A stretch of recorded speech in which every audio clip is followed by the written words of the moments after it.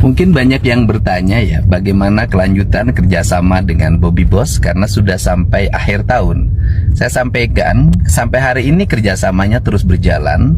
Kendalanya adalah kendala teknis penyiapan bangunan dan areal tanah.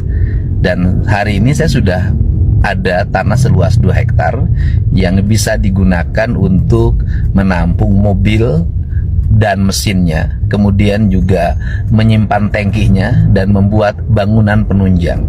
Apabila pembangunan dari lembur pakuannya sudah selesai, maka truk pengangkut bahan mesin bisa disimpan di lembur pakuan dan proses produksi bisa dimulai. Jadi kerjasamanya masih terus berlanjut dan seluruh kelengkapannya sedang dipersiapkan di lembur pakuan. Saya ucapkan terima kasih.